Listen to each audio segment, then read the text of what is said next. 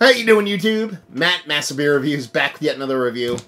Mystery beers. Star Wars themed, Christmas themed. Well, by the time I post this, it's going to be past Christmas, but mystery beers nonetheless. This one comes courtesy of Jason, Corny Craft Beers on Instagram. Go check him out. Super good dude. And he sent me, this nice, new school Star Wars wrapped mystery beer. Electrical tape, Star Wars themed stuff. I'm in, baby. So yeah, let's dive into the sucker, see what she's got. What are mystery beers? Mystery beers are beers that people send me. No shit, Sherlock. They wrap them in these beautiful shrouds, and they send them to me. I open them. I pour them. And then I drink them and talk about them. And I kind of guess what the beer is all about. At first glance, this one, yeah, that looks like a big, huge beer. I mean, from a distance, the way the head kind of dissipated really quick, didn't come out all that much. It had this kind of ruby, rich tone to it. You can kind of get it on the edges. At least I can. You probably can't do it on camera. I'm thinking a barrel-aged beer. Could be most likely a stout, but if this is like a super old kind of barley wine or something like that, that would be pretty awesome too. But from a distance, looking like a barrel-aged stout or some kind of sour, to be perfectly honest with you. Just the way the kind of head goes. Now, you talk about legs. It's like a ZZ Top song, man. You got legs, knows how to use them. I mean, Jesus Christ, you can actually see there's like this like blue blocker, like yellow kind of ring around the collar thing going on. It's so dense. Let's get a nose on this beaut. Yeah, that smells pretty fucking fantastic. Barrel aged, absolutely barrel aged. I'm guessing bourbon, whiskey. Now here's the thing. I don't think it's a stout. I think it's a blend. I think it's a blend between, stouts and maybe Belgian beer, something like that. I think there's a blend involved. It might be barley wine, it might be whatever, but it just doesn't come off straight stout to me. Yeah, rich bourbon barrel. You get that rich, sweet bourbon in there. It doesn't come off hot at all. You get a nice smoky, slightly smoky, a chocolate rubbed barrel char. It's got like soft kind of, not even vanilla, more like marshmallow tones. Very soft though, but it's more of a chocolate smoky, slightly vanilla, rich bourbon character. On top of a big, rich, almost like figgy raisin kind of malt base. That's why I'm kind of leaning in the direction of a blend. You can get that nose from a really, really old stout, but it's more so a blend it usually comes from. Or a really old barley wine. I don't think it's a barley wine unless it's like 20 years old. It wouldn't look like that. So I'm guessing a blend. Rich, I don't even know. I couldn't tell you based off nose, but I'm kind of guessing. Nah, I'm not going to leave the guesses until when I taste it. Let's just dive in because it smells awesome. Cheers.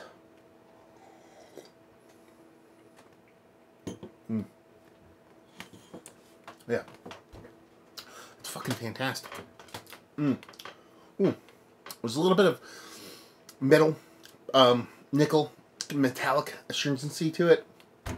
I usually get that in lower ABV, darker beers. So I don't think it's a product of oxidation. I think it's a product of the brewing process, but it's not too bad. Makes me want to lean back in the kind of imperial porter or porter, barrel-aged porter realm, because it doesn't come off super hot.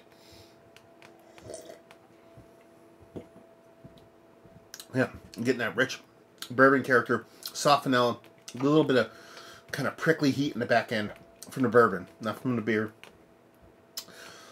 Marshmallows all over the place, so that's pretty nice. I think you're getting that mostly from the barrel. I don't think you're getting that from any kind of adjunct, to be perfectly honest with you.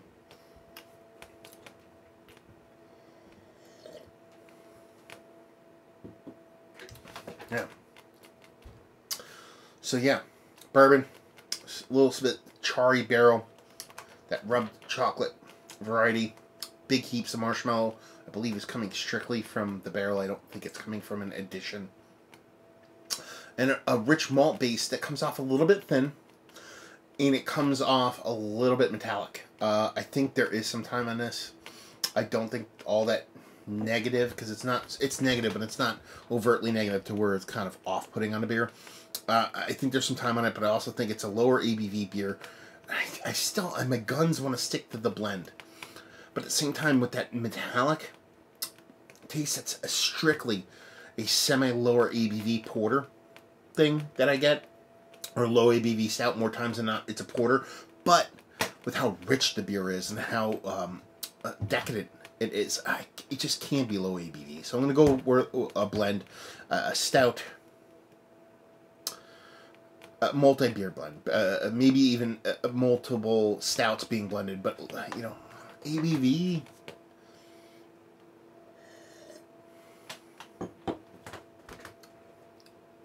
I think it's that high. If it's 10, it's all of 10. It's not a digit above. So, okay. Let's cut to the chase. Stop hemming and hawing about it. 10% multi-beer blend, barrel-aged. 2 years old. Done. See how wrong I am.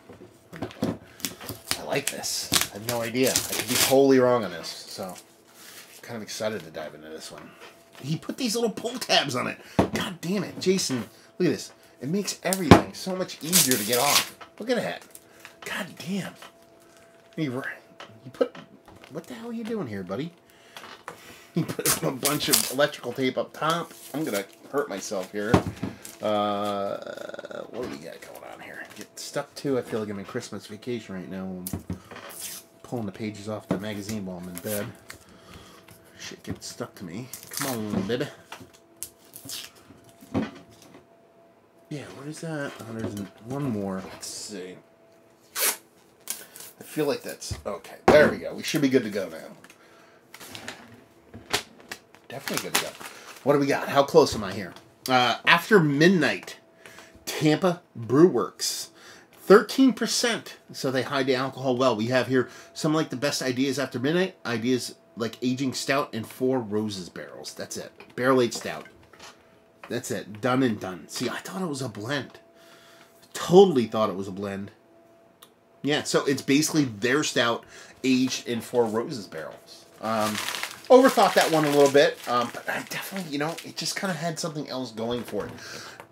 With how much the carbonation died down on the pour, I'm assuming there's just a bunch of oxidation going on. That's why it kind of threw me a little bit. I mean, listen, I call it a barrel-aged whiskey, barrel-aged beer, around 10%. Relatively close. I thought it was a blend. Definitely had stout vibes going for it, so I have no problem with what I said, because I think what I tasted is a little bit closer than what the label says. Maybe that's me just being arrogant.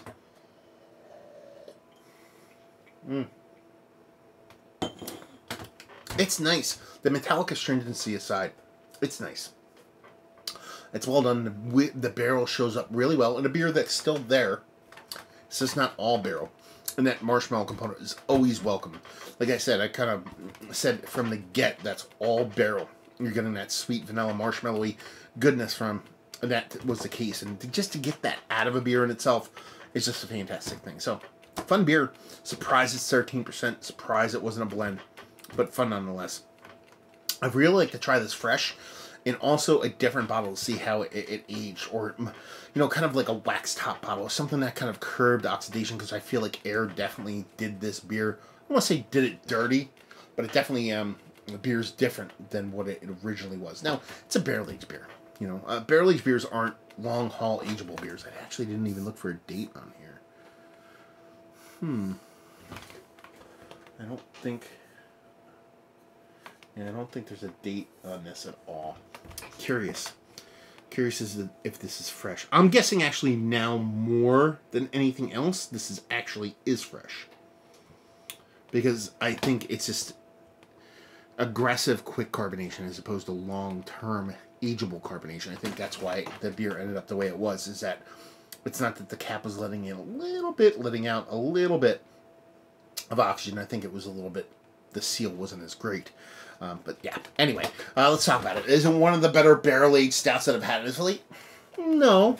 On the outside looking in, but at the same time, it's tasty. It's fun. It's unique, and it was a really fun mystery beer. Value and availability, no idea. Maybe Jason can chime in and leave you with if you like what we like this.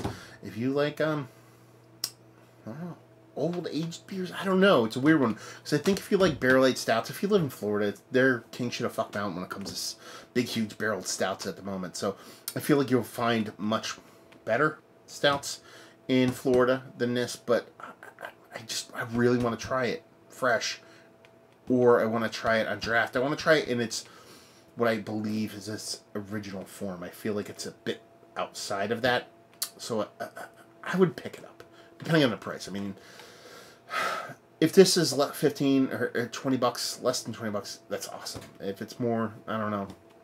So if you like trying barrel-aged beers, pick this up. There you go. That's all I got for you.